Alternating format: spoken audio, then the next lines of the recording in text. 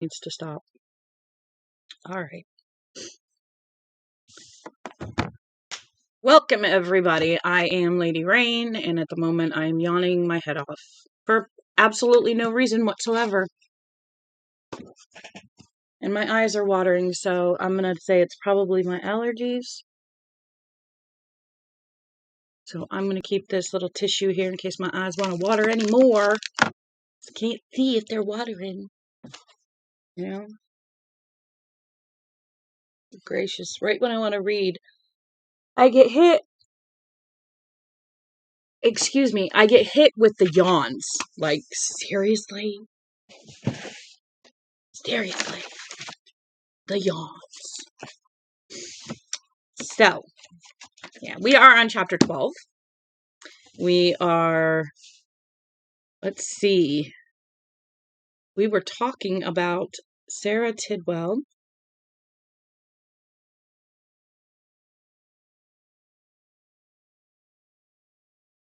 He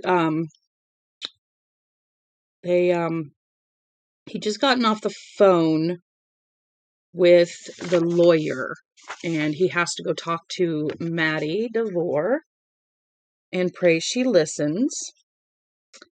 And we're doing this custody battle thing, so that's where we left him off. But at the end of 11, he got up from the rock. I got up from the rock I had been sitting on, stretched my arms and my back, and walked back down the lane, singing one of her songs as I went. He was singing one of Sarah Tidwell's songs.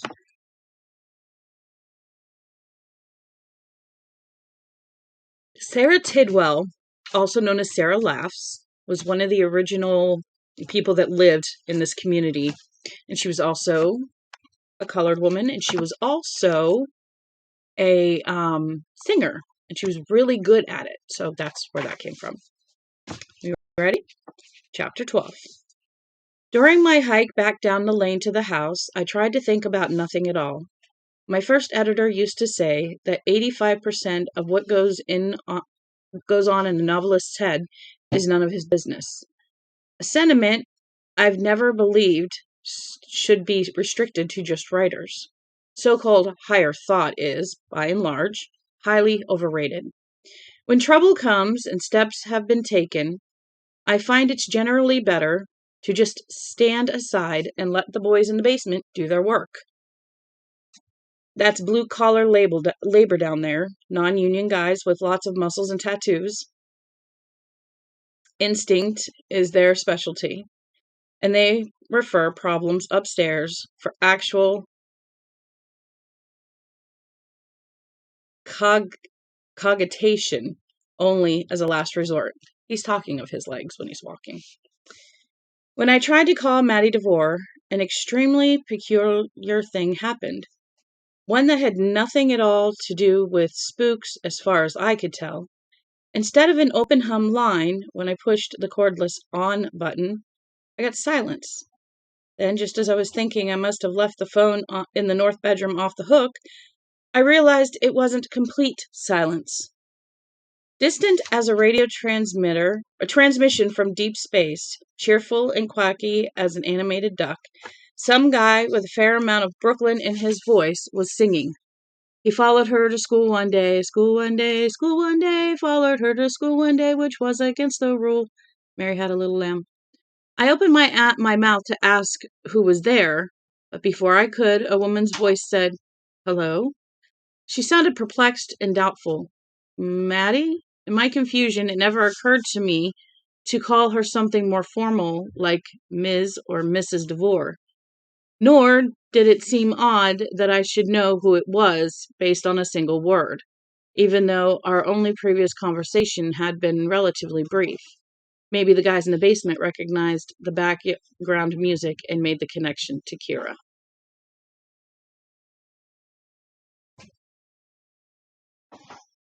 What are you doing? Don't get on my table. Or Kyra. It's Kyra. Mr. Noonan? She sounded more bewildered than ever. The phone never even rang. I must have picked mine up just as your call was going through, I said. That happens from time to time. But how many times, I wondered? Did it happen when the person calling you was the one you yourself had been planning to call. Maybe quite often, actually. Telepathy or coincidence, live or Memorex. Either way, it seemed almost magical. I looked across the long, low living room into the glassy eyes of Bunter the Moose and thought, yes, but maybe this is a magic place now. I suppose, she said doubtfully. I apologize about calling in the first place. It's a presumption. Your number's unlisted, I know. Oh, don't worry about that, I thought. Everyone's got this old number by now. In fact, I'm thinking about putting it in the yellow pages. I got it from your file at the library, she went on, sounding embarrassed. That's where I work. In the background, Mary Had a Little Lamb had given way to Farmer in the Dell. It's quite all right, I said, especially since you're the person I was picking up the phone to call. Me? Why? Ladies first. She gave a brief, nervous laugh. I wanted to invite you to dinner. That is, Kai and I want to invite you to dinner. I should have done it before now. You were awfully good to us the other day. Will you come? Yes, I said with no hesitation at all. With thanks. We've got some things to talk about anyway. There was a pause. In the background, the mouse was taking the cheese.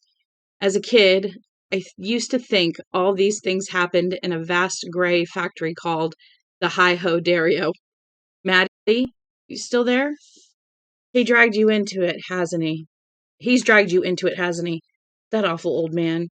Now her voice sounded not nervous, but somehow dead. Well, yes and no. You could argue that fate dragged me into it, or coincidence, or God. I wasn't there that morning because of Max DeVore. I was chasing the elusive village burger.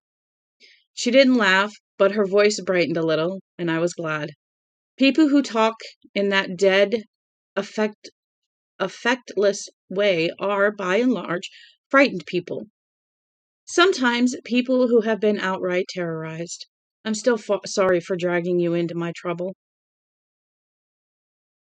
I had an idea she might start to wonder who was dragging whom after I pitched her on John Storrow, and was glad it was a discussion I wouldn't have to have with her on the phone. In any case, I'd love to come to dinner. When? Would this evening be too soon? Absolutely not. That's wonderful. We have to eat early, though, so my little guy doesn't fall asleep in her dessert. Is 6 okay? Yes. Kai will be excited. We don't have much company. She hasn't been wandering again, has she? I thought she might be offended. Instead, this time she did laugh. Oh, God, no. All the fuss on Saturday scared her. Now she comes in to tell me if she's switching from the swing in the side yard to the sandbox in the back. She's talking about you a lot, though. She calls you that tall guy who carried me. I think she's worried you might be mad at her. Tell her I'm not, I said. No, check that. I'll tell her myself. Can I bring anything? A bottle of wine? She asked, a little doubtfully. Or maybe that's pretentious. I was only going to cook hamburgers on the grill and make potato salad. I'll bring an unpretentious bottle. Thank you, she said. This is sort of exciting. We never have company. I was horrified to find myself on the verge of saying that I thought it was sort of exciting too, my first date in 4 years and all. Thanks so much for thinking of me. As I hung up, I remembered John Storrow advising me to try and stay visible with her, not to hand over any extra grist of the township gossip mill. If she was barbecuing, we'd probably be out where people could see we had our clothes on. For most of the evening, anyway. She would, however, likely do the polite thing at some point and invite me inside. I would then do the polite thing and go. Admire her velvet Elvis painting on the wall, or her commemorative plates from the Franklin Mint, or whatever she had going on in the way of trailer decoration. I'd let Kyra show me her bedroom and exclaim what with wonder over her excellent assortment of stuffed animals and her favorite dolly, if that was required. There are all sorts of priorities in life. Some your lawyer can understand, but I suspect there are quite a few he can't. Am I handling this right, Punter? I asked the stuffed moose. Bellow once for yes and twice for no. I was halfway down the hall, leading to the north wing, thinking of nothing but a cool shower, when from behind me, very soft, came a brief ring of the bell around Bunter's neck. I stopped, head cocked, my shirt held in one hand, waiting for the bell to ring again. It didn't. After a minute, I went the rest of the way to the bathroom and flipped on the shower. Guess he's handling it right, huh? The Lakeview General had a pretty good selection of wines tucked away in one corner. Not much local demand for it, maybe, but the tourists probably bought a fair quantity. And I selected a bottle of Mondavi Red. It was probably a bit more expensive than Maddie had in mind, but I could peel the price sticker off and hope she wouldn't know the difference. There was a line at the checkout, mostly folks with damp t-shirts pulled over their bathing suits and sand from the public beach sticking to their legs. While I was waiting my turn, my eye happened on the impulse items, which are always stocked near the counter. Among them were several plastic bags labeled Magnabet, each bag showing a cartoon refrigerator with a message "back soon" stuck onto it. According to the written info, there were 2 sets of continents in each Magnabet, plus extra vowels. I grabbed 2 sets, then added a third, thinking that Maddie DeVore's kid was probably just the right age for such an item. Kyra saw me pulling into the weedy dooryard, jumped off the slumpy little swing set beside the trailer, bolted to her mother, and hid behind her. When I approached the hibachi, which had been set up beside the cinder block front steps, the child who'd spoken to me so fearlessly on Saturday was just a peeking blue eye and a chubby hand grasping a fold of her mother's sundress below the hip. 2 hours brought the considerable changes, however. As twilight deepened, Kyra sat on my lap in the trailer's living room, listening carefully, if with growing wooziness, as I read her the ever-enthralling story of Cinderella. The couch we were on was a shade of brown, which can by law only be sold in discount stores, and extremely lumpy into the bargain. But I still felt ashamed of my casual perceptions about what I would find inside this trailer. On the wall, get out of there, thank you very much. On the wall above and behind us, there was an Edward Hopper print. That one of the lonely lunch counter late at night, and across the room, over the small formica-topped table in the kitchen nook, was one of Vincent van Gogh's Sunflowers series. Each more than the Hopper, it looked at home in Maddie DeVore's. Even more than the Hopper, it looked at home in Maddie DeVore's double wide. I had no idea why that should have been true, but it was. Glass slipper will cut her footy, Kai said in a muzzy, considering way. No way, I said. Slipper glass was specifically made in the kingdom of Grimoire, smooth and unbreakable. As long as you didn't sing high C while wearing them. I get a pair? Sorry, Kai, I said. No one knows how to make glass slippers anymore. It's a lost art, like Toledo steel. It was hot in the trailer, and she was hot against my shirt, where her upper body lay, but I wouldn't have changed it. Having a kid in my lap was pretty great. Outside, her mother was singing and gathering up dishes from the card table we'd used for our picnic. Hearing her sing was also pretty great. Go on, Kyra said, pointing to the picture of Cinderella sweeping the floor. The little girl peeking nervously around her mother's leg was gone. The angry "I'm going to the damn beach" girl of Saturday morning was gone. Here was only a sleepy kid who was pretty and bright and trusting. Before I can't hold it anymore. Do you need to go pee-pee? No, she said, looking at me with some disdain. Besides, that's you're urinating. Peas are what you eat with meatloaf. That's what Maddie says. And I already went. But if you don't go fast on the story, I'll fall asleep. I'll fall to sleep. You can't hurry stories with magic in them, Kai. Well, go as fast as you can. Okay. I turned the page. Here was Cinderella trying to be a good sport, waving goodbye to her asshole sisters as they went off to the ball, dressed like starlets at a disco. No sooner had Cinderella said goodbye to Tammy Faye and Vanna.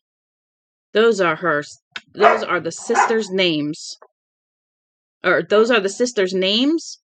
The ones I made up for them, yes. Is that okay? Sure. She settled more comfortably on my lap and dropped her head against my chest again.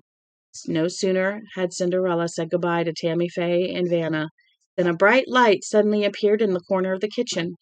Stepping out of it was a beautiful lady in a silver gown. The jewels in her hair glowed like stars. Fairy godmother, Kyra said matter-of-factly. Yes. Maddie came in carrying the remaining half bottle of Mandavi and the blackened barbecue implements. Her sundress was bright red. On her feet she wore low-topped sneakers, so white that they seemed to flash in the gleam. Her hair was tied back, and although she still wasn't the gorgeous country club babe I had briefly envisioned, she was very pretty. Now she looked at Kyra, looked at me, raised her eyebrows, made a lifting gesture with her arms. I shook my head, sending back a message that neither of us was ready to quit yet. I resumed reading while Maddie went to work scrubbing her few cooking tools. She was still humming. By the time she had finished with the spatula, Kai's body had taken on an additional relaxation, which I recognized at once. She'd conked out, and hard. I closed the little golden treasury of fairy tales and put it on the coffee table beside a couple of other stacked books. Whatever Maddie was reading, I presumed. I looked up, saw her looking back at me from the kitchen, and flicked her the V for victory sign. Noonan, the winner by a technical knockout in the 8th round, I said. Maddie dried her hands with a dish towel and came over. Give her to me.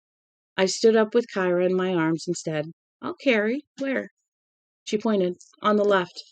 I carried the baby down the hallway, which was narrow enough so I had to be careful not to bump her feet on one side or the top of her head on the other. At the end of the hall was the bathroom, stingently clean. On the right was a closed door which led, I assumed, into the bedroom Maddie had once shared with Lance DeVore, and where she now slept alone. If there was a boyfriend who overnighted, even some of the time, Maddie had done a good job of erasing his presence from the trailer. I slid carefully through the door on the left and looked at the little bed with its ruffled coverlet of cabbage roses, the table with the dollhouse on, the sign done in shiny stick-on letters on another one that read Casa Kira. DeVore wanted to take her away from here, a place where nothing was wrong, where, to the contrary, everything was perfectly right. Casa Kira was the room of a little girl who was growing up okay. Put her on the bed and then go pour yourself another glass of wine, Maddie said. I'll zip her into her pajamas and join you. I know we've got stuff to talk about. Okay. I put her down, then bent a little further, meaning to plant a kiss on her nose. I almost thought better of it, then did it anyway. When I left, Maddie was smiling, so I guess it was okay.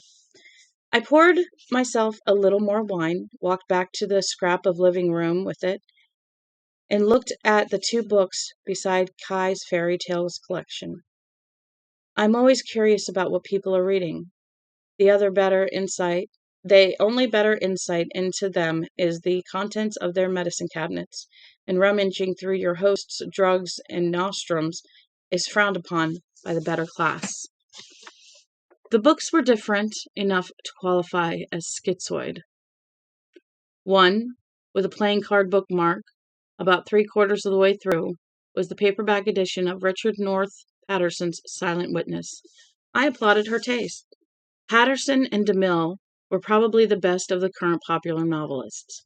The other, a hardcover tome of some weight, was the collected short works of Herman Melville. about as far from Richard North Patterson as you could get.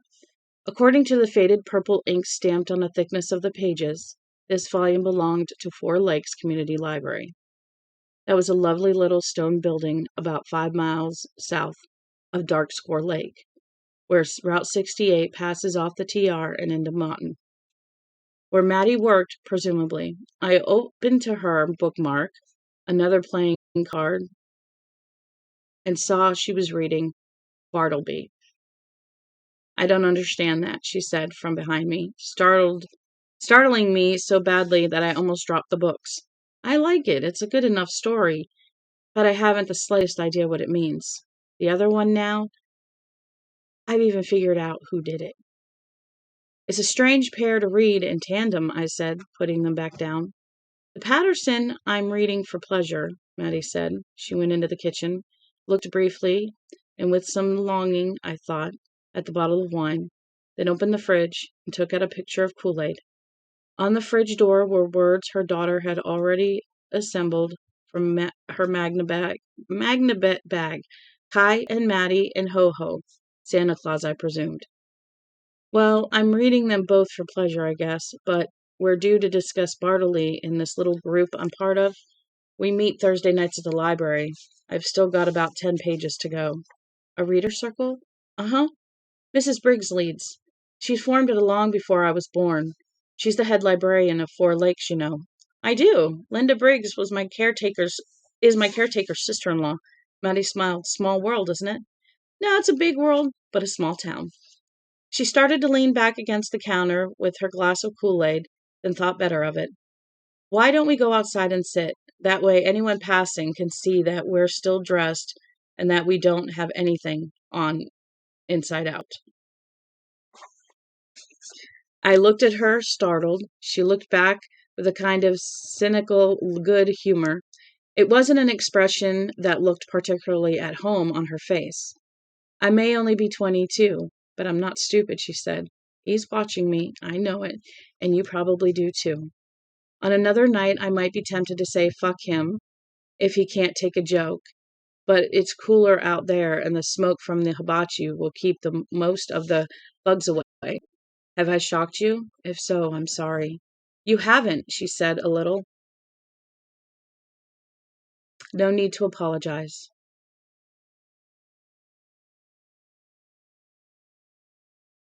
Now, how did that happen? Oh, I read that wrong. You haven't, she said. She had a little.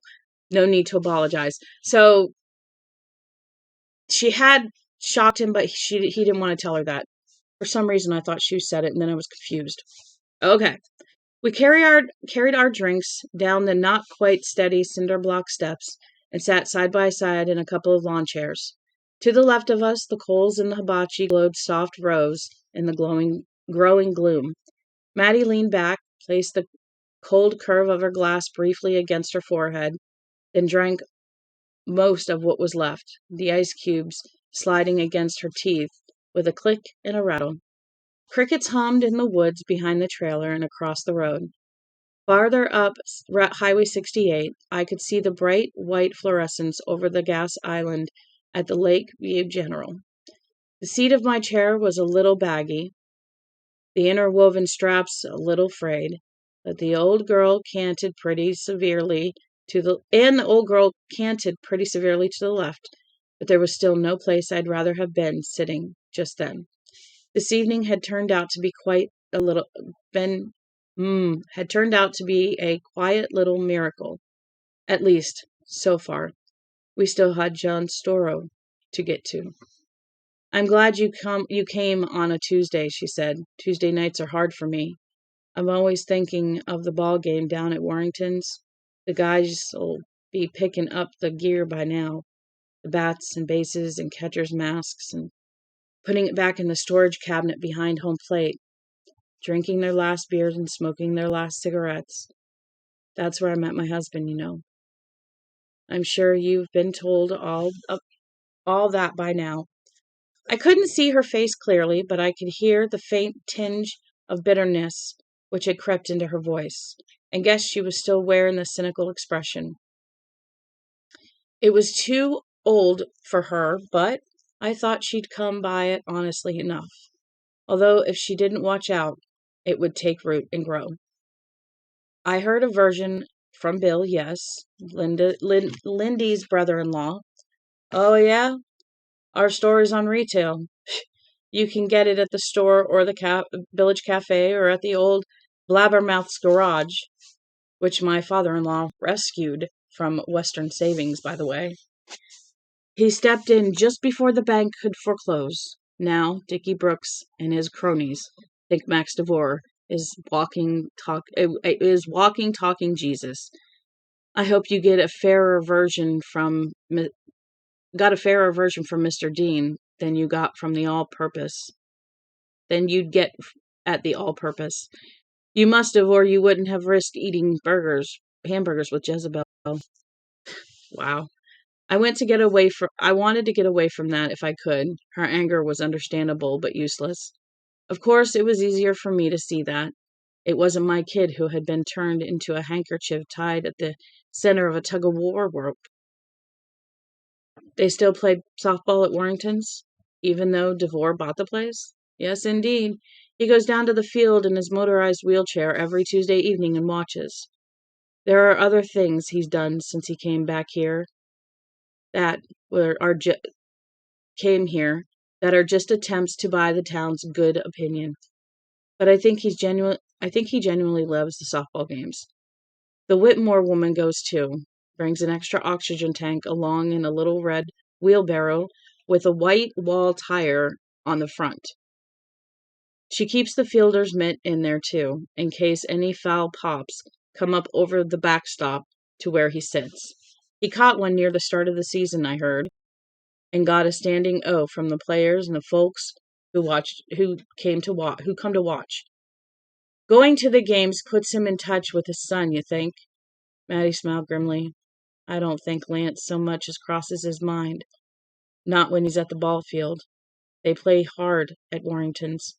Slide into home with their feet up, jump into the pucker brush for the fly balls, curse each other when they do something wrong, and that's what old Max DeVore enjoys. That's why he never misses a Tuesday evening game. He likes to watch them slide and get up bleeding. Is that how Lance played? She thought about it carefully. He played hard, but he wasn't crazed. He was there just for the fun of it. We all were. We women, really just us girls. Barney, their alt's wife, Cindy, was only 16. We'd stand behind the backstop at the first base side, smoking cigarettes or waving punks to keep the bugs away, cheering our guys when they did something good, laughing when they did something stupid. We'd swap sodas or share a can of beer. I'd admire Helen Geary's twins, and she'd kiss Kai under the chin until Kai giggled. Sometimes we'd go down to the village cafe afterward, and Buddy'd make us pizzas. Losers pay. All friends again, after the game. We'd sit there laughing and yelling and blowing straw wrappers around. Some of the guys half-loaded, but nobody mean. In those days, they got all the mean out on the ball field. And you know what? None of them came to see me. Not Helen Geary, who was my best friend. Not Richie Lattimore, who was Lance's best friend. The two of them would talk about rocks and birds and the kinds of trees there were across the lake for hours on end. They came to the funeral and for a little while after, and then, you know what it was like? Do you know what it was like? When I was a kid, our well dried up. For a while, they'd get a trickle when you turned on the tap. You'd get a trickle when you turned on the tap. But then there was just air. Just air. The cynicism was gone, and there was only hurt in her voice. I saw Helen at Christmas, and we promised to get together for the twins' birthday, but we never did. I think she's scared to come near me. Because of the old man? Who else? But that's okay. Life goes on. She sat up, drank the rest of her Kool-Aid, and set the glass aside. What about you, Mike? Did you come to write a book? Are you going to name the TR? This was a local Beaumont that I remembered with the almost painful twinge of nostalgia. Locals with great plans were said to be bent on naming the TR. No, I said, and then astonishing myself by saying, I don't do that anymore. I think I expected her to leap to her feet, overturning her chair and uttering a sharp cry of horrified denial. All of which says a good deal about me, I suppose, and none of it flattering. You're retired? She asked, sounding calm and remarkably unhorrified. Or is it writer's block? Well, it's certainly not chosen retirement. I realized the conversation had taken a rather amusing turn. I'd come primarily to sell her to John Stower, to shove John Stower down her throat, if that was what it took. And instead, I was for the first time discussing my inability to work, for the first time with anyone. So it's a block? I used to think so, but now I'm not so sure. I think novelists may come equipped with a certain number of stories to tell. They're built into the software, and when they're gone, they're gone. I doubt that, she said. Maybe you'll write now that you're down here. Maybe that's part of the reason you came back. Maybe you're right. Are you scared? Sometimes, mostly about what I'll do for the rest of my life. I'm no good at boats and bottles, and my wife was the one with the green thumb. I'm scared too, she said. Scared a lot. All the time now, it seems like. That he'll win his custody case? Maddie, the custody case is only part of it, she said. I'm scared just to be here on the TR. It started early this summer, long before I knew DeVore meant to get Kai away from me if he could. And it's getting worse. In a way, it's like watching thunderheads gather over New Hampshire and then come piling across the lake. I can't put it any better than that, except... She shifted, crossing her legs, and then bending forward to pull her skirt of her dress against the line of her shin, as if she were cold. Except that I've woken up several times lately, sure that I wasn't in the bedroom alone. Once when I was sure I wasn't in the bed alone. Sometimes it's just a feeling like a headache, only in your nerves. And sometimes I think I can hear whispering or crying. I made a cake one night. About 2 weeks ago, this was. I forgot to put the flour away. The next morning, the canister was overturned and the flour was spilled on the counter. Someone had written hello in it. I thought at first it was Kai, but she said she didn't do it. Besides, it wasn't her printing. Hers is all straggly. Blah, blah, blah. I don't know if she could even write hello. Hi, maybe, but... Mike, you don't think he could be sending someone around to try and freak me out, do you? I mean, that's just stupid, right? I don't know, I said. I thought of something thumping the insulation in the dark as I stood on the stairs. I thought of hello printed with magnets on my refrigerator door, and a child sobbing in the dark. My skin felt more than cold. It felt numb.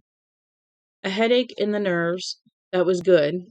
That was exactly how you felt when something reached around the wall of the real world and touched you on the nape of the neck. Maybe it's ghosts, she said, and smiled in a certain way that was more frightened than amused. I opened my mouth to tell her about what had been happening at Sara Laughs, then closed it again. There was a clear choice to be made. Here. Either we could be sidetracked into a discussion of paranormal, or we could come back to the visible world, the one where Max DeVore was trying to steal himself a kid. Yeah, I said, the spirits are about to speak. I wish I could see your face better. There was something on it just then. What? I don't know, I said. But right now, I think we'd better talk about Kyra, okay? Okay. In the faint glow of the hibachi, I could see her settling herself in the chair, as if to take a blow. I've been subpoenaed to give a deposition in Castle Rock on Friday. Before Elmer Durkin, who is Kyra's guardian ad litem. That pompous little toad isn't Kyra's anything, she burst out. He's in my father-in-law's hip pocket, just like Dickie Osgood, old Max's pet, the real estate guy, pet real estate guy. Dickie and Elmer Durgan drink together down at the Mellow Tiger, or at least they did until his business really got going. Then someone probably told them it would look bad, and they stopped. The papers were served by the deputy named George Footman. Just one more of the usual suspects, Maddie said in a thin voice. Dickie Osgood's a snake, but George Footman's a junkyard dog.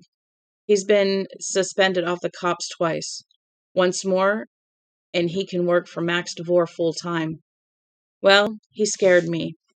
I tried not to show it, but he did. And people who scare me make me angry. I called my agent in New York and then hired a lawyer, one who makes a specialty of child custody cases. I tried to see how she was taking this and couldn't, although we were sitting fairly close together. But she still had... What did you do? Really? You took the cushion off my couch? Are you serious? I will be right back. I need to fix the cushion on my couch. What are you doing? That is my couch. That is not your toy. You don't get to peel it off my couch. No. Absolutely not. Dad. You are in so much trouble, young lady. So much trouble. Go. Go. No. Go. She ate the cushion. Oh boy, she's in so much trouble. Oh boy. She put a hole in my cushion. Daddy's not going to be happy. Not at all. Thankfully, we will get a new couch when she's out of the biting stage. For now, I'm just going to let it go. It's already fallen apart. Just let it go. I can't be mad. We had a Rottweiler, a male Rottweiler. He ate my other couch and I had to reupholster it. Now, where were we? I tried to see how she was taking this and couldn't, although we were sitting fairly close together. But she still had that set look, like a woman who expects to take some hard blows. Or perhaps for Maddie, the blows had already started to fall. Slowly, not allowing myself to rush, I went through my conversation with John Storrow. I emphasized what Storrow had said about sexual equality, that it was apt to be negative force in her case, making it easier for Judge Rancourt to take Kyra away. I also came down hard on the fact that DeVore could have all the lawyers he wanted, not to mention sympathetic witnesses, with Richard Osgood running around the TR and spreading DeVore's dough, but that the court wasn't obligated to treat her to so much as an ice cream cone. I finished by telling her that John wanted to talk to one of us tomorrow at 11, and that it should be her. Then I waited. The silence spun out, broken only by crickets and the faint revving of some kid's unmuffled truck up Route 68. The white fluorescence went out as the Lakeview Market finished another day of summer trade. I didn't like Maddie's quiet. It seemed like the prelude to an explosion, a Yankee explosion. I held my peace and waited for her to ask me what gave me the right to meddle in her business. When she finally spoke, her voice was low and defeated. It hurt to hear her sounding that way. But like the cynical look on her face earlier, it wasn't surprising, and I hardened myself against it as best I could. Hey, Maddie, tough old world, pick one. Why would you do this? She asked. Why would you hire an expensive New York lawyer to take my case? This is what you're offering, isn't it? It's got to be, because I sure can't hire him.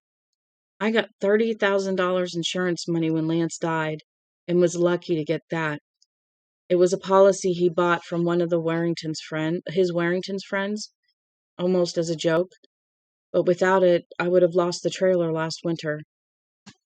They may love Dickie Brooks at Western Savings, but they don't give a rat's ass for Maddie Stanchfield DeVore. After taxes, I make about $100 a week at the library. So you're offering to pay, right? Right. Why? You don't even know us. Because, I trailed off. I seem to remember wanting Joe to step in at that point, asking my mind to supply her voice, which I could then pass on to Maddie in my own. But Joe didn't come. I was flying solo. Because now I do nothing that makes a difference, I said at last, and once again the words astonished me. And I do know you. I've eaten your food, I've read Kaya's story, and had her fall asleep in my lap. And maybe I saved her life the other day when I grabbed her out of the road. We'll never know for sure, but maybe I did. You know what the Chinese say about something like that? I didn't expect an answer. The question was more rhetorical than real. But she surprised me, not for the last time either. That if you save someone's life, you're responsible for them. Yes, it's also about what's fair and what's right. But I think mostly it's about wanting to be part of something where I make a difference. I look back at the 4 years since my wife Hi, died. Mom. Hi. And What there's, happened, Mom? I don't know, you've been sleeping for the last few hours. I've been reading. No, I mean with feet. She ate my cushion. What cushion? What? Where? She ate my cushion. What? Can you show me the front? It's the middle one. Pick up the left side and look. And there, I said the middle cushion. Left side of the cushion. Lift it up. That. Where's the middle cushion? From here? Now, where's the left side of that cushion? Ba-bing. Oh, whoa. I look back. So much trouble when Dad comes home. Mm-hmm. I want to. Go make yourself some dinner. I look back on the 4 You're in big years trouble since my wife when died, Dad comes home. and there's nothing there. I'm not sure Hey. how he's going to take it. Har's in The thing there of it too. is it's already broken, so what's he going to do? Mom, Har's in there too. Is she really? Yeah. Oh, oh my God. I just locked both the dogs. I just locked both my big dogs in the crate and didn't even know it. Let them both out. Just open it up. Open it up. I guess we did if I can. No, just open it up and let him out. She's been in there 5 minutes. It's good.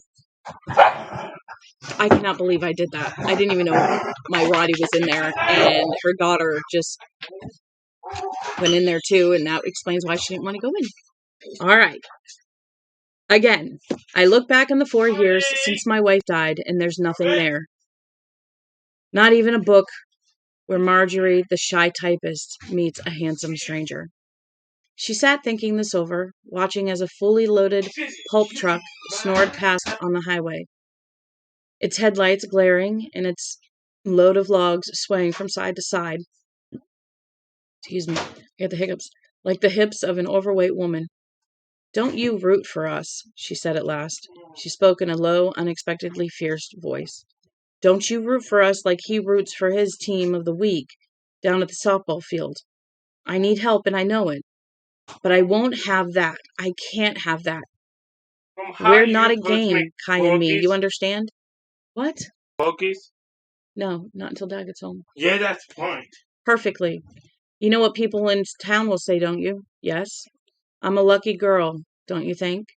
First, I marry the son of an extremely rich man, and after he dies, I fall under the protective wing of another rich guy. Next, I'll probably move in with Donald Trump.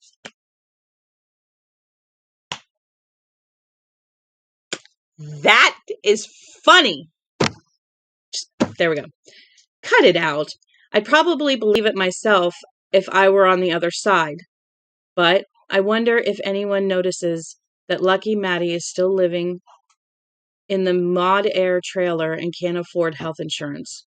Or that her kid got most of her vaccinations from the county nurse. My parents died when I was 15. I have a brother and a sister, but they're both a lot older and both out of state. My parents were drunks. Not physically abusive, but there was plenty of other kinds. It was like growing up in a roach motel. My dad was a pulper. My mom was a bourbon beautician whose one ambition was to own a Mary Kay pink Cadillac. He drowned in the Quillian Pond. She drowned in her own vomit about 6 months later. How do you like that? How do you like it so far? Not very much, I'm sorry. After Mom's funeral, my brother Hugh offered to take me back to Rhode Island, but I could tell his wife wasn't exactly nuts about having a 15-year-old join the family. And I can't say that I blamed her. Also, I just made the JV cheering squad. That seems like supreme diddly shit now, but it was a very big deal then. Of course, it had been a big deal, especially to a child of alcoholics, the only one still living at home. Being the last child, watching as the disease really digs its claws in, can be one of the world's loneliest jobs. Last one out of the sacred gin mill, please turn off the lights. Okay, last one out of the sacred gin mill, please turn off the lights. I ended up going to live with my Aunt Florence, just 2 miles down the road. It took us about 3 weeks to discover we didn't like each other very much, but we made it work for 2 years. Then, between my junior and senior years, I got a summer job at Warrington's and met Lance. When he asked me to marry him, Aunt Flo refused to give permission. When I told her I was pregnant, she emancipated me so I didn't need it. You dropped out of school? She grimaced and nodded. I didn't want to spend 6 months Mom. having people watch me swell up like a balloon. After my conduct today, guys, I'm so clean. Yeah? With my, You don't need the whole tub, though. Okay. Like 2 tablespoons? 2 spoons. Okay. Swell up like a balloon. Lance supported me. He said I can take the equivalency test I did last year. It was easy. And now Kai and I are on our own. Even if my aunt agreed to help me, what could she do? She works at the Castle Rock Gore-Tex factory and makes about $16,000 a year. I nodded again, thinking that my last check of French royalties had been about that. My last quarterly check. Then I remembered something Kai had told me on the day I met her. When I was carrying Kai out of the road, she said that if you were mad, she'd go to her white Nana. If your folks are dead, who did she... Except I didn't really have to ask. I only had to make 1 or 2 simple connections. Roget Whitmore's the white Nana, DeVore's assistant. But that means that Kai's been with them, yes, you bet. Until last month, I allowed her to visit her grandpa. And Roget by association, of course. Quite often, once or twice a week, and sometimes for an overnight. She likes her white papa. At least, she did at first. But she absolutely adores that creepy woman. I thought Maddie shivered in a gloom, although the night was still very warm. DeVore called to say he was coming east for Lance's funeral, to ask if he could see his granddaughter while he was here. Nice as pie, he was. Just as if he'd never tried to buy me off when Lance told me we were going to get married. Did he? Uh-huh. The first offer was $100,000. That was in August of '94, after Lance called him to say we were getting married in mid-September. I kept quiet about it. A week later, the offer went up to $200,000. For what precisely? To remove my bitch hooks and relocate to with no forwarding address. This time, I did tell Lance, and he hit the roof. Called his own man and said he was going to be married whether he liked it or not. Told him that if he ever wanted to see his grandchild, he had better cut the shit and behave. With another parent, I thought that was probably the most reasonable response Lance DeVore could have made. I respected him for it. The only problem was that he wasn't dealing with a reasonable man.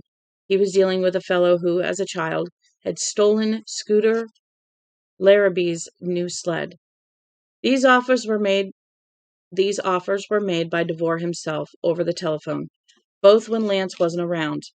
Then, about 10 days after the wedding, I had a visit from Dickie Osgood. I was to make a call to a number in Delaware, and when I did, Maddie shook her head, you wouldn't believe it. It's like something out of one of your books. May I guess? If you want. He tried to buy the child. He tried to buy Kyra. Her eyes widened.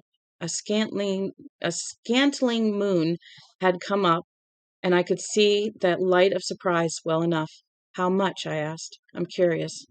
How much for you to give birth, leave Devore's grandchild with Lance, and then scat? $2 million, she whispered. Deposited in the bank of my choice, as long as it was west of the Mississippi, and I signed an agreement to stay away from her and from Lance until at least April 20th, 2016, the year Kai turns 21. Yes. And Osgood didn't know any of the details, so Devore's skirts remained clean here in town. Uh-huh. And the $2 million was only the start. There was to be an additional million on Kai's 5th, 10th, 15th, and 20th birthdays. She shook her head in a disbelieving way.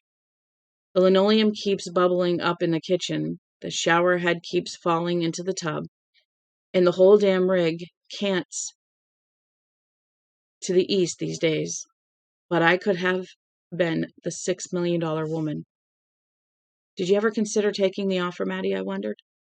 But that was a question I'd never ask, a sign of curiosity so unseemingly it deserved no satisfaction. Did you tell Lance? I tried not to. He was already furious with his father, and I didn't want to make it worse. I didn't want that much hate at the start of our marriage, no matter how much the reasons for hating might be. How good the reasons for hating might be. And I didn't want Lance to, later on with me, She raised her hands, then dropped them back to her thighs. The gesture was both weary and oddly endearing. You didn't want Lance turning on you 10 years later saying, you came between me and my father, you bitch. Something like that. But in the end, I couldn't keep it to myself. I was just this kid from the sticks. Didn't own a pair of pantyhose until I was 11. Wore my hair in nothing but braids or a ponytail until I was 13. Thought the whole state of New York was New York City. And this guy, the Phantom Father, had offered me $6 million. It terrified me. I had dreams about him coming in the night like a troll and stealing my baby out of her crib. He'd come wriggling through the window like a snake, dragging his oxygen tank behind him, no doubt. She smiled. I didn't know about the oxygen then, or Roget Whitmore either. All I'm trying to say is that I was only 17 and not good at keeping secrets. I had to restrain my own smile at the way she said this, as if decades of experience now lay between that naive, frightened child and this mature woman with a mail-order diploma. Lance was angry.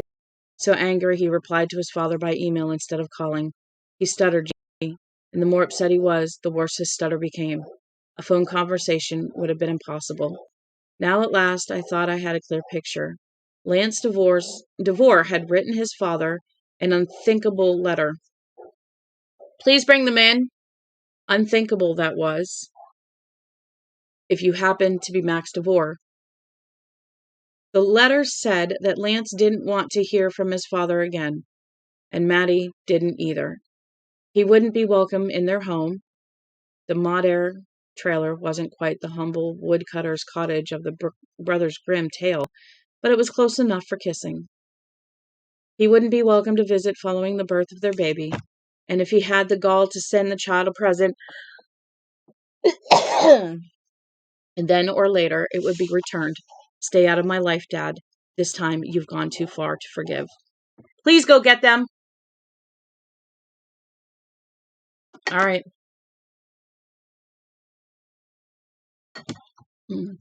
There are undoubtedly diplomatic ways of handling an offended child, some wise and some crafty. But ask yourself this. Would a diplomatic father have gotten himself into such a situation to begin with? Would a man with even minimal have offered his son's fiancée a bounty? One so enormous it probably had little real sense or meaning to give up her firstborn child. I have no idea why I'm coughing now. And he'd offered this devil's bargain to a woman of 17, an age when the romantic view of life is at absolute high tide. If nothing else, Devore should have waited a while before making his final offer. You could argue that he didn't know if he had a while, but it wouldn't be a persuasive argument. I thought Mattie was right. Deep in that wrinkled old prune, which served him as a heart, Max Devore thought he was going to live forever. In the end, he had been able to restrain himself. There was a sled he wanted, the sled he just had to have, on the other side of the window. All he had to do was break the glass and take it. He'd been doing it all his life, and so he had reacted to his son's email not craftily, as a man of his years and abilities should have done, but furiously, as the child would have done if the glass in the shed window had proved immune to his hammering fists. Lance didn't want him meddling. Fine. Lance could live in the backwoods Daisy May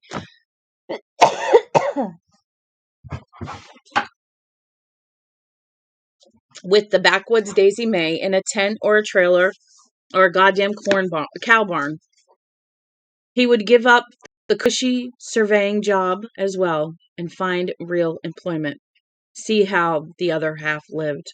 In other words, you can't quit on me, son. You're fired. We didn't fall into each other's arm roll, Mattie said, idea. But he was decent to me, which I didn't expect, and I tried to be decent to him. He offered me a stipend, which I'm afraid there might be legal ramifications. I doubt it, but I like your caution. What happened for the first time, Mattie? Do you remember? I'll never forget it. He reached into the pocket of her dress, found a battered pack of cigarettes, and shook it out. She looked at it with a mixture of greed and disgust. I quit these because Lance said we couldn't really afford them. Oh, okay. And I knew he was right. But the habit creeps back. I only smoke a pack a week, and I know damn well even that's too much. But sometimes I need the comfort. Do you want one? I shook my head. She lit up, and in the momentary flash of the match, her face was okay. Hold on. I'll never forget it. So I went after she said that, and I thought this was part of the funeral. She reached into her pocket of her dress, found a battered pack of cigarettes, and shook one out. She looked at it with a mixture of greed and disgust. I quit these because Lance said we couldn't afford them, and I knew he would, but the habit creeps back. I only smoke a pack a week, and I know damn well even that's too much. But sometimes I need the comfort. Do you want one? I shook my head. She lit up, and in the momentary flash of her face was way past pretty. What had the old man made of her? I wondered. He met his granddaughter for the first time beside a hearse, Mattie said. We were at Dakin's funeral home in Moughton. It was the viewing. Do you know about that? Oh, yes, I said, thinking of Joe.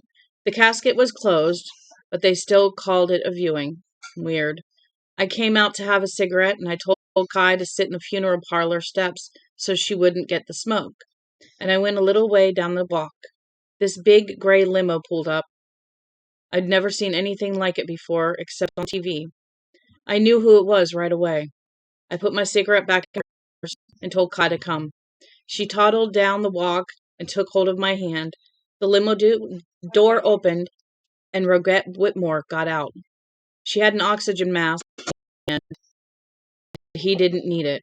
At least not then. He got out after her, a tall man, not as tall as you, Mike, but tall, wearing a gray suit and black shoes as shiny as mirrors. She paused, thinking. Her cigarette rose briefly to her mouth, then went back down to the arm of the chair. a red firefly in the weak moonlight. First, he didn't say anything. The woman tried to take his arm and help him climb the 3 or 4 steps from the road to the walk, but he shook her off. He got to where we were standing under his own. I could hear him wheezing way down deep in his chest. It was the sound a machine makes when it needs oil.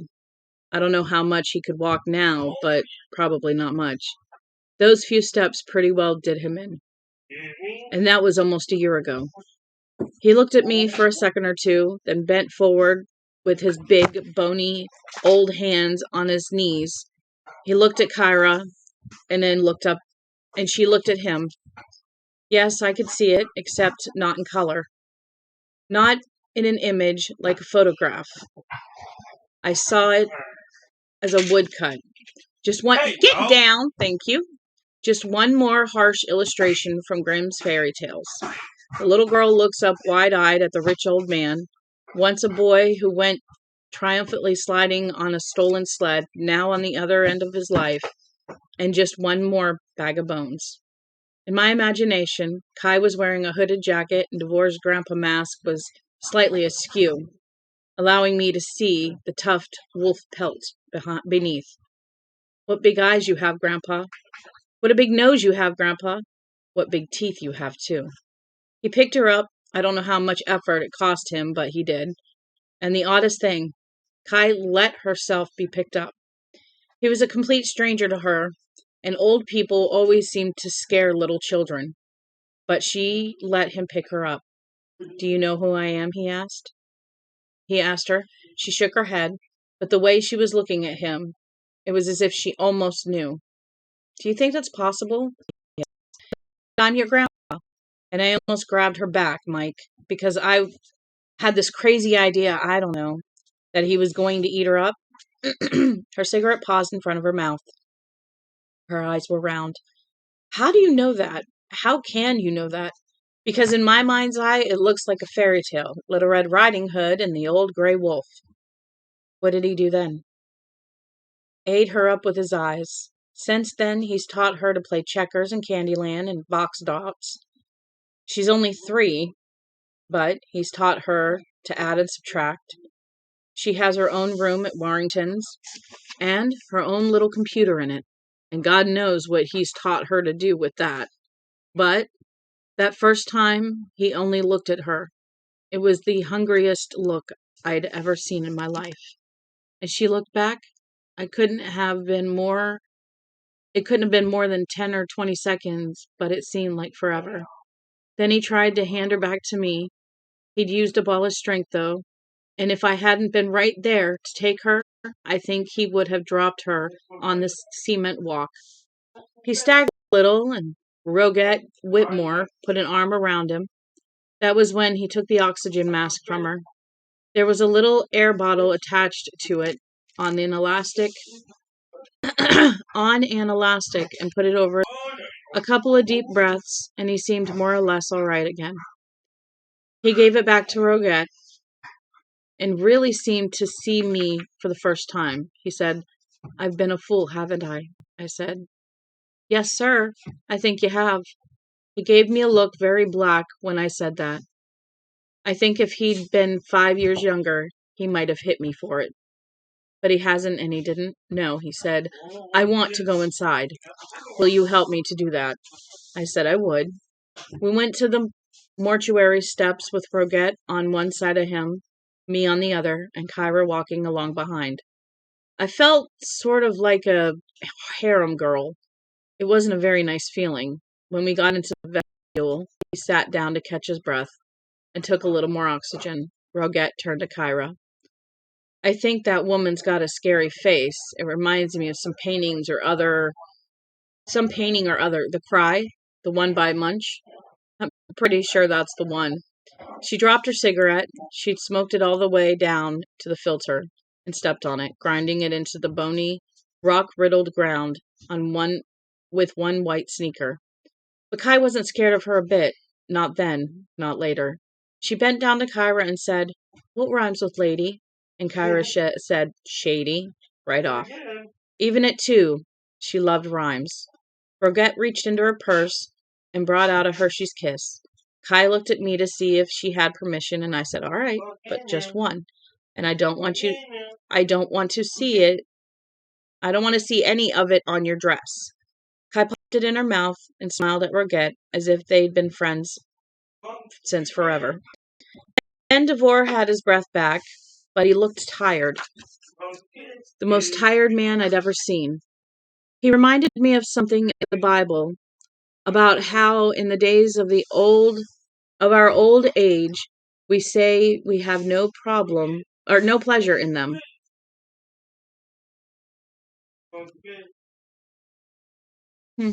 Okay. My heart kind of broke for him. Maybe he saw it because he reached for my hand. He said, "Don't shut me out." And at that moment, I could see Lance in his face. I started to cry, and I said, "I won't unless you make me." I could see them there in the funeral home's foyer, him sitting and her standing, the little girl looking on in wide-eyed puzzlement as she sucked the sweet Hershey's Kiss. Hi. Canned organ music in the background. Poor old Max Devore had been crafty enough on the day of his son's viewing, I thought. Don't shut me out, indeed. I tried to buy you off, and when that didn't work, I upped the stakes and tried to buy the baby.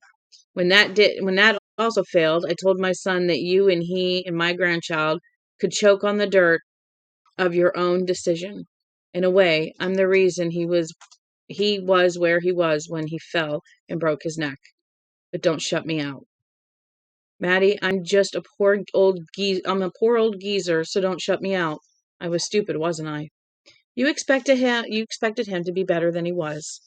If that makes you stupid, Maddie, the world could use more of it. I did have my doubts, she said. It's why I wouldn't take any of his money, and by last October he'd quit asking.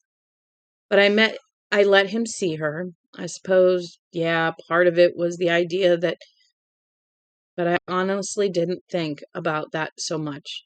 Mostly it was him being her only blood link to her father. I wanted her to enjoy with him. I wanted her to enjoy that the way any kid enjoys having a grandparent. What I didn't want was for her to be infected by all the crap that went on before Lance died. At first it seemed to be working, then little by little things changed. I realized that Kai didn't like her white papa so much, for one thing. Her feelings about Roget are the same, but Max Devore started to make her nervous in some way I don't understand and she can't explain. I asked her once if he'd touched her anywhere that made her feel funny. I showed her the places I meant, and she said no. I believed her. But he said something or did something, I'm almost sure of it. Could be no more than the sound of his breathing getting worse, I said. That alone might be enough to scare a child. Or maybe he had some kind of spell while she was there. Well, one day in February, Libby Briggs told me that George Footman had been in to check the fire extinguishers and the smoke detectors in the library. He also asked if Lindy found any beer cans or liquor bottles in the trash lately, or cigarette butts that were obviously homemade. Roaches, in other words. Uh-huh, and Dickie Osgood has been visiting my old friends, I hear, chatting, panning for gold, digging the dirt. Is there any to dig? Not much, thank God. I hope she was right, and I hope that if there was stuff she wasn't telling me, John Storrow would get it out of her. But through all this, you let Kai go on seeing him. What would pulling the plug on the visits have accomplished? And I thought that allowing them to go on would at least keep him from speeding up any plans he might have. That, I thought, made a lonely kind of sense. Then in the spring, I started to get some extremely creepy, scary feelings. Creepy how? Scary how? I don't know. She took out her cigarettes, looked at them, then stuffed the pack back in her pocket. It wasn't just that my father-in-law was looking for dirty laundry in my closets either. It was Kai. I started to worry about Kai all the time she was with them. Roget would come in the BMW they'd bought or leased, and Kai would be sitting out on the steps waiting for her, with her bag of toys, if it was a day visit, with her little pink Minnie Mouse suitcase, if it was overnight. And she'd always come back with one more thing than she'd left with. My father-in-law's a great believer in presents. Before popping her in the car, Roget would give her that cold little smile of hers and say, 7 o'clock then. We'll give her supper, or 8 o'clock then, and a nice hot breakfast before she leaves. I'd say okay, and then Roget would reach into her bag and hold out a Hershey kiss to Kai just the way you'd hold a biscuit out to a dog to make it shake hands. She'd say a word, and Kyra would rhyme it. Roget would toss her treat. Woof, woof, good dog.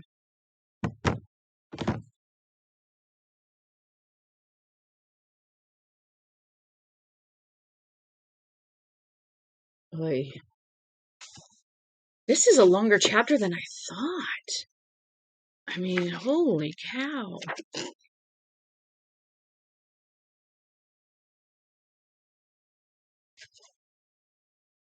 Yeah, this is like really long. Like, there's that much left. I don't know. We might be able to get through it. At least 12. If we can get through 12, we'll be good.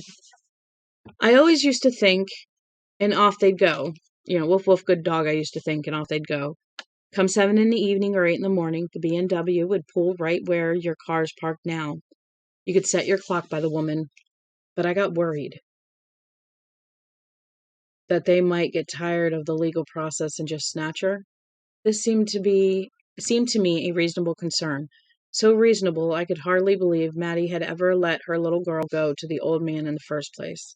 In custody cases, as in the rest of life, possessions tend to be 9/10 of the law. And if Maddie was telling the truth about her past and present, the custody hearing was apt to turn into a tiresome production, even for the rich Mr. Devore. Snatching might, in the end, look like a more efficient solution. Not exactly, she said. I guess it's the logical thing, but that wasn't really it. I just got afraid. There was nothing I could put my finger on. It would get to 6:15 in the evening, and I'd think, this time the white-haired bitch isn't going to bring her back. This time she's going to. I waited. When nothing came, I said, going to what? I told you, I don't know, she said. But I've been afraid for Kai since spring. By the time June came around, I couldn't stand it anymore and put a stop to the visit. Kyra's been off and on pissed at me ever since. I'm pretty sure that's most of what the 4th of July escapade was about. She doesn't talk about her grandfather very much, but she's always popping out with, "What do you think the white Nana's doing now, Maddie?" Or, "Do you think the white Nana would like my new dress?" Or she'll run up to me and say, "Sing, ring, king, thing," and ask for a treat. What was the reaction from Devore? Complete fury. He called again and again, first asking what was wrong, then making threats. Physical threats? Custody threats. He was going to take her away. When he was finished with me, I'd stand before the whole world as an unfit mother. I didn't have a chance. My only hope was to relent and let me see my granddaughter, goddammit. I nodded. Please don't shut me out. Doesn't sound like a guy who called while I was watching the fireworks. But that does. I've also gotten calls from Dickie Osgood and a number of other locals, she said, including Lance's old friend, Richie Lattimore. Richie said I wasn't being true to Lance's memory. What about George Footman? He cruises by once in a while, lets me know he's watching. He hasn't called or stopped in. You asked about physical threats? Just seeing Footman's cruiser on my road feels like a physical threat to me. He scares me. But these days it seems as if everything does. Even though Kyra's visits have stopped, even though it feels thundery, like something's going to happen, and every day that feeling seems to get stronger. John Sturrow's number, I said. Do you want it? She sat quietly, looking into her lap, then she raised her head and nodded. Give it to me, and thank you from the bottom of my heart. I had the number on the pink memo slip in my front pocket. She grasped it and did not immediately take it. Our fingers were touching, and she was looking at me with discerning steadiness. It was as if she knew more about my motives than I did myself. What can I do to repay you? She asked, and there it was.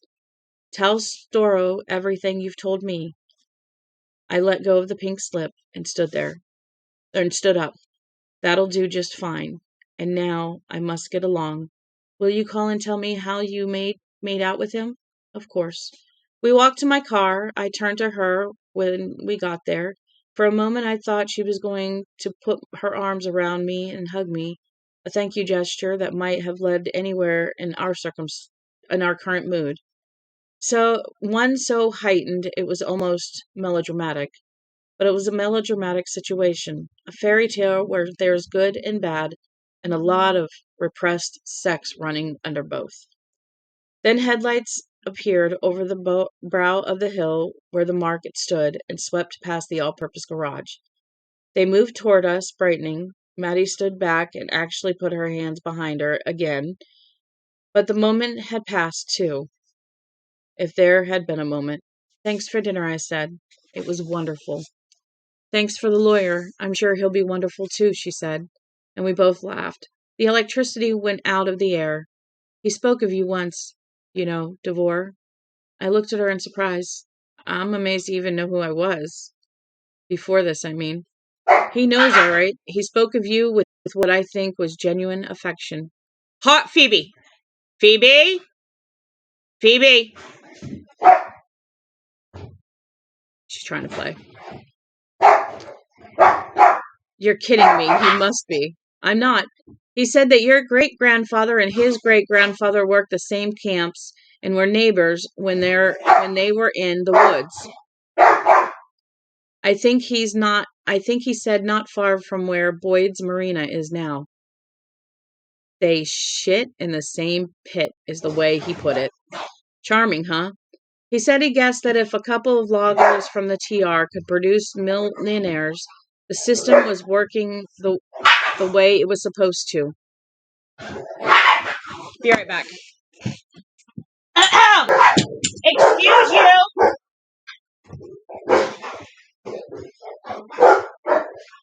Excuse you! Go. Timber? Go. No.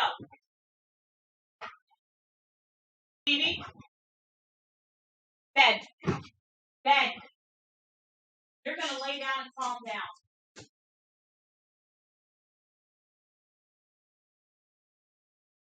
You, go lay down, Harley. Well, there goes that. If they get a little rough, they get separated. So my apologies. I am back. Now, where were we? They shit in the same pit, is the way he put it. Charming, huh? He said he guessed that if a couple of loggers from the TR could produce millionaires, the system was working the way it was supposed to. Even if it took 3 generations to do it, he said. At the time, I took it as a veiled criticism of Lance. It's ridiculous. However, he meant it, I said. My family is from the coast. Prout's Neck. Other side of the state. My dad was a fisherman, and so was my father before him. My great-grandfather, too. They trapped lobsters and threw nets. They didn't cut trees. All that was true, and yet my mind tried to fix on something. Some memory connected to what she was saying. Perhaps if I slept on it, it would come back to me. Could he have been talking about someone in your wife's family? No. The Arlens are in the Arlens and oh my gosh, there are Arlens in Maine. They're a big family, but most are still in Massachusetts. They do all sorts of things now, but if you go back to the 1880s, the majority would have been quarrymen and stonecutters in the Malden Lynn area. Devore was pulling your leg, Maddie. But even then, I suppose, I knew he wasn't. He might have gotten some part of the story wrong. Even the sharpest guys begin to lose the edge of their recollection by the time they turn 85. But Max Devore wasn't much of a leg puller. I had an image of unseen cables stretching beneath the surface of the earth here on the TR, stretching in all directions, unseen but very powerful. My hand was resting on the top of the car door, and now she touched it briefly. Can I ask you one more question before you go? It's stupid, I warn you. Go ahead, stupid questions are a specialty of mine. Do you have any idea at all what that Bartleby story is about? I wanted to laugh, but there was enough moonlight for me to see she was serious, and that I'd hurt her feelings if I did. She was a member of Lindy Briggs' reading circle, where I had once spoken in the late 80s, probably the youngest by at least 20 years. She was afraid of appearing stupid. I have to speak first next time, she said, and I'd like to give more than just a summary of the story so they know I've read it. I've thought about it until my head aches, and I still don't see. And I just don't see. I doubt if there's one of those stories where everything comes magically clear in the last few pages either. And I feel like I should see that it's right there in front of me. That made me think of the cables again. Cables running in every direction, a subcutaneous webwork connecting people and places. You couldn't see them, but you could feel them, especially if you tried to get away. Meanwhile, Maddie was waiting, looking at me with hope and anxiety. Okay, listen up. School's in session, I said. I am, believe me. Most critics think Huckleberry Finn is the first modern American novel. That's fair enough. But Bartleby, if Bartleby were 100 pages longer, I think I'd put money on there, or I'd put my money there. Do you know what a Scrivener is? What is my... Are you serious? It's gone. I broke a nail and I was trying to use my thing for it, but I can't find it now. Are you kidding me? I just broke my nail and it hurts. All right, I'll fix it later.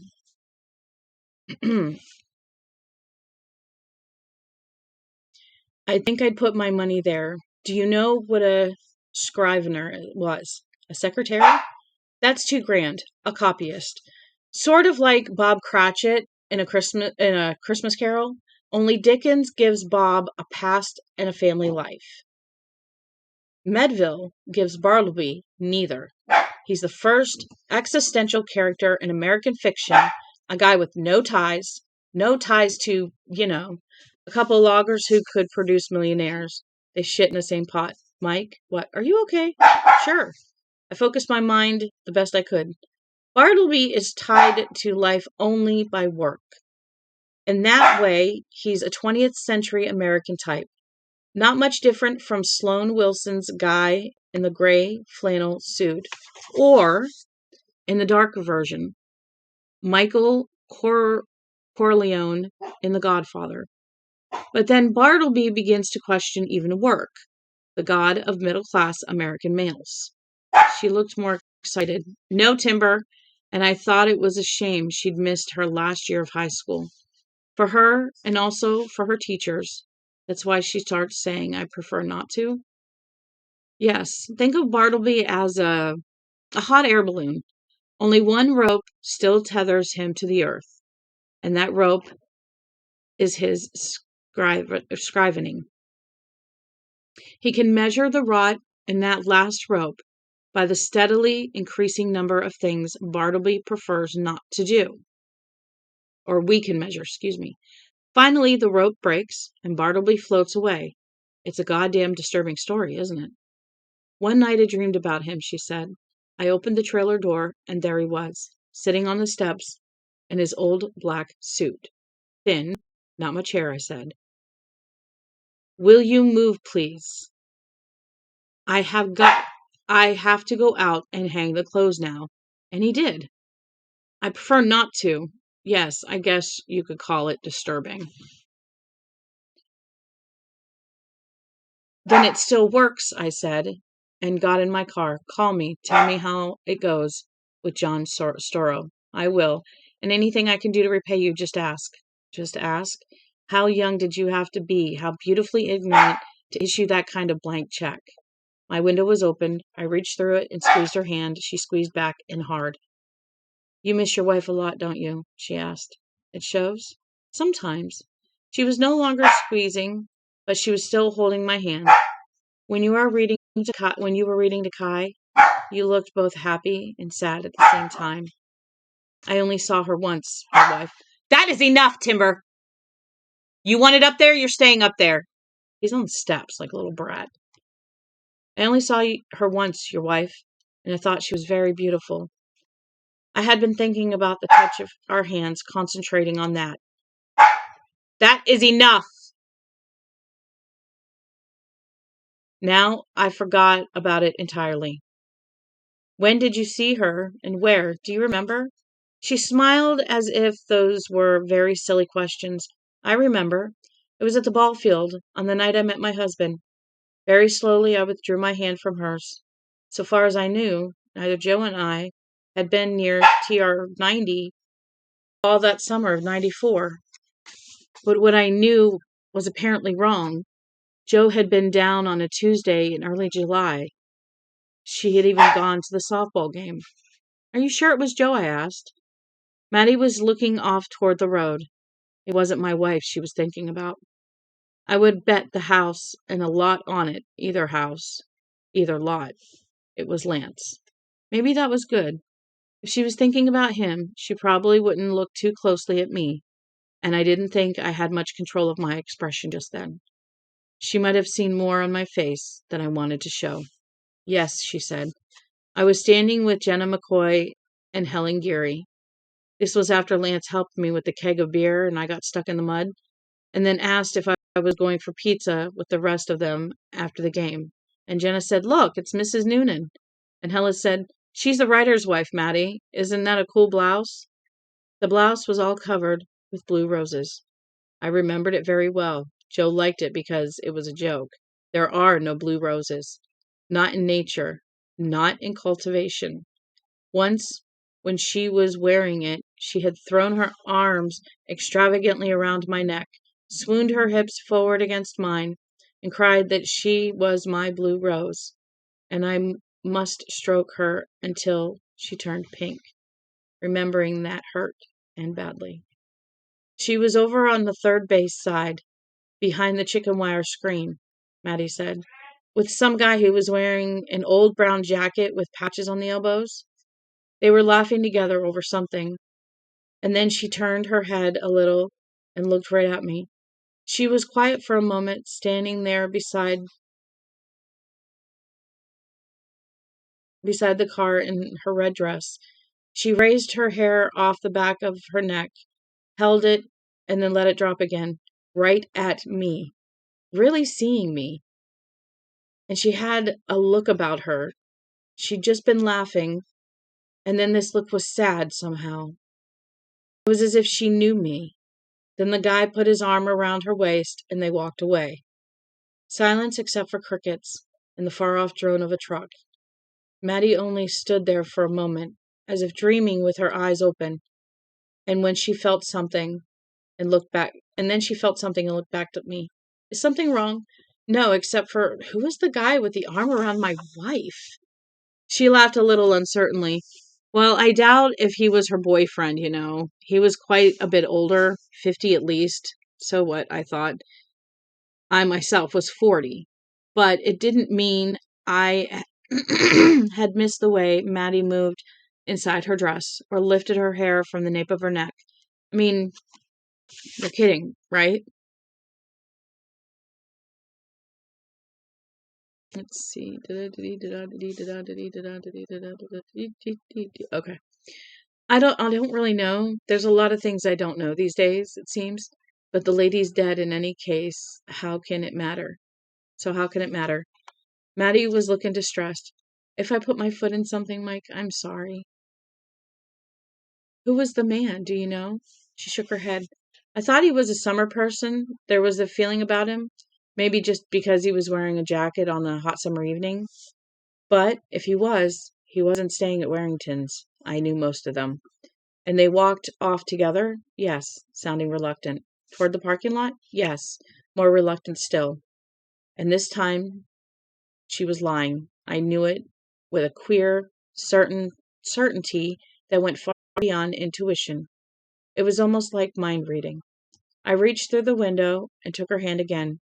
You said if I could think of anything you could do to repay me, to just ask. I'm asking. Tell me the truth, Maddie. She bit her lip, looking down at my hand lying over hers. Then she looked up at my face. He was a burly guy. The old sport coat made him look a little like a college professor, but he could have been a carpenter for all I know. His hair was black. He had a tan. They had a laugh together, a good one, and then she looked at me, and the laugh went out of her face. After that, he put his arm around her, and they walked away. She paused. Not toward the parking lot, though. Toward the street. The street? From there, they could only have walked north along the edge of the lake until they came to Sara Laughs, and then, who knows? She never told me she came down here that summer, I said. Maddie seemed to try several responses and find none of them to her liking. I gave her her hand back. It was time for me to go. In fact, I had started to wish I'd left 5 minutes sooner. Mike, I'm sure. No, I said, you're not. Neither am I. But I loved her a lot, and I'm going to try and let this go. It probably signifies nothing, and besides, what else can I do? Thanks for dinner. You're welcome. Maddie looked so much like crying that I picked her hand up again and kissed the back of it. I feel like a dope. You're not a dope, I said. I gave her hand another kiss, then drove away. And that was my date. My first one in 4 years.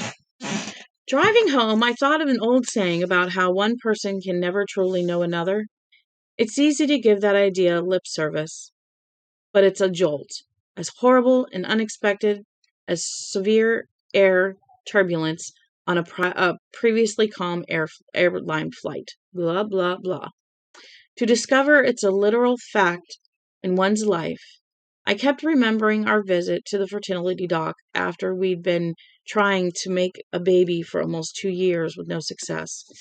The doc had told us I had low sperm count. Not disastrously low, but down enough to account for Joe's failure to conceive. If you want a kid, you're likely to have one without any special help, the doc said. Both the odds and the time are still on your side. It could happen tomorrow, or it could happen 4 years from now. Will you ever fill your house with babies? Probably not. But you might have 2, and you will almost certainly have 1 if you keep doing the thing that makes them. She grinned. Remember, the pleasure is in the journey. There had been a lot of pleasure, all right. Many ringings of Bunter's bell. And there had been no baby. But there had been no baby. Then Joanna had died running across a shopping center parking lot on a hot day. And one of the items in her bag had been a narco home pregnancy test, which she had not told me she had intended to buy. No more than she'd told me she had bought a couple of plastic owls to keep the crows from shitting on the lakeside dock. What else hadn't she told me? Stop, I muttered. For Christ's sake. Stop thinking about it. But I couldn't. When I got back to Sara, the fruit and vegetable magnets on the refrigerator were in a circle again. 3 letters had been clustered in the middle. G-D-O. G-O-D. I moved the O up to where I thought it belonged, making God. Or maybe an abridged version of good. Which meant exactly what?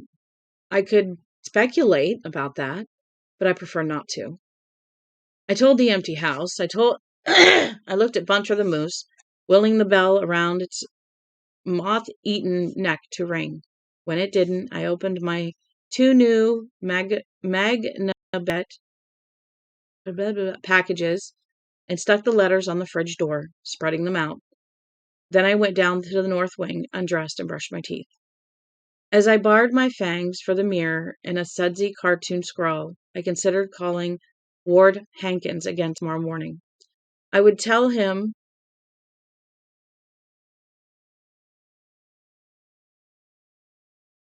I could tell him that my search for the elusive plastic owls had progressed from November 93 to July of 94. What meetings had Joe put on the calendar for that month? What excuses to be out of dairy? And once I had finished with Ward, I could tackle Joe's friend Bonnie Ahmedson, ask her if anything had been going on with Joe in the last summer of her life. Let her rest in peace, why don't you? It was a UFO voice. What good will it do to you otherwise? Assume she popped over to the TR after one of her board meetings. Maybe just on a whim. Met an old friend. Took him back to the house for a bite of dinner. Just dinner. And never told me? I asked the UFO voice, spitting out a mouthful of toothpaste and then rinsing. Never said a single word. How do you know she didn't? The voice returned. And that froze me in the act of putting my toothbrush back in the medicine cabinet. The UFO voice had a point. I had been deep into all the way from the top by the July of 94. Joe could have come in and told me she'd seen Lon Chaney Jr. dancing with the Queen, doing the Werewolves of London, and I probably would have said, "Uh-huh, honey, that's nice," as I went on proofing copy. Bullshit, I said to the reflection. That's just bullshit.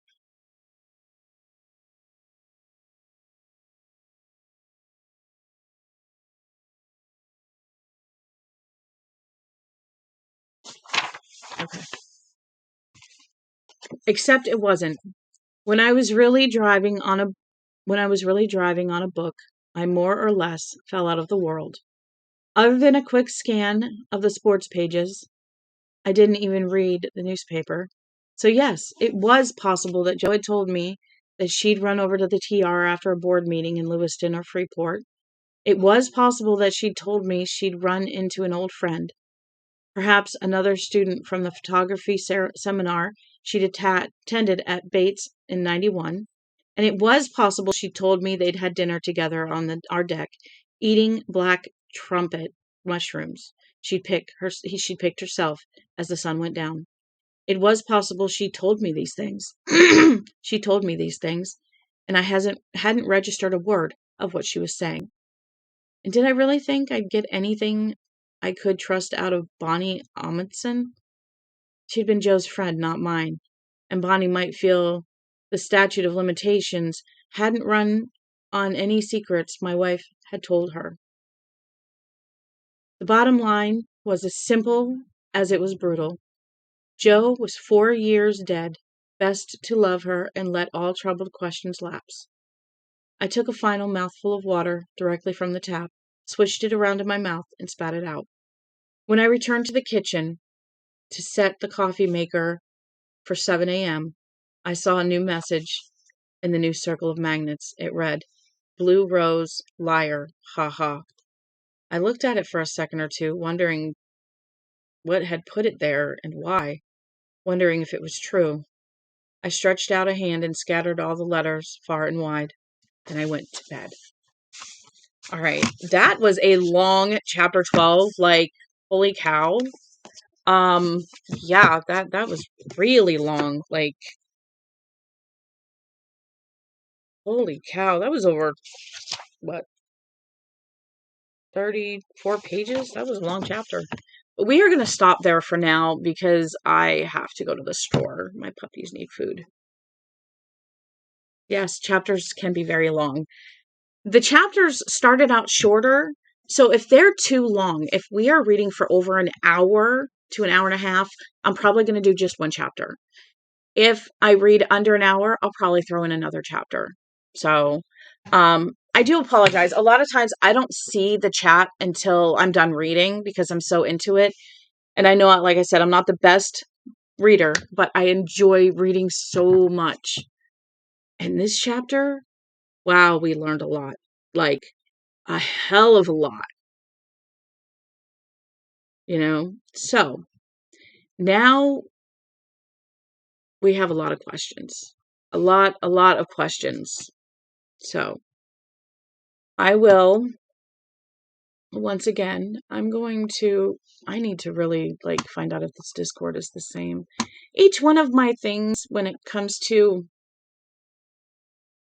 the conversation back, should have do a brand new invite each time. So just in case anybody wants to join, because I can. The invites are for you guys if you want to join. They are for you to come into the Discord, discuss The Running Man, Desperation, Bag of Bones, recommend books. I got to see if I have one that says book recommendations. And then also, I didn't do it tonight, but also I will be putting on there when we're going to read, especially at night. I like reading the earlier times, but most of the time I try to make dinner around 7, so I'm probably moving more towards 7:30, 8 o'clock as far as when we start. I don't all the time eat dinner. I probably should, but I've lost 26 pounds in June, July, August, September, October, 5 months. Can't beat that. That's 5 pounds a month. I'm good. Anyway, I have to go to the store and get my puppies some food. They are out. They got fed this morning, but tonight their dinner's late. So we are going to get going. I want to thank you all for joining me. I really, really appreciate you guys sitting here listening. I appreciate y'all watching and joining me. And if I'm not tired, maybe I'll read another chapter when I get back. So it just depends how late I am. So if not, I will see you guys tomorrow morning because my appointment's not till afternoon. So I really appreciate it. Thank you guys. I love y'all. And y'all have a good night. Bye.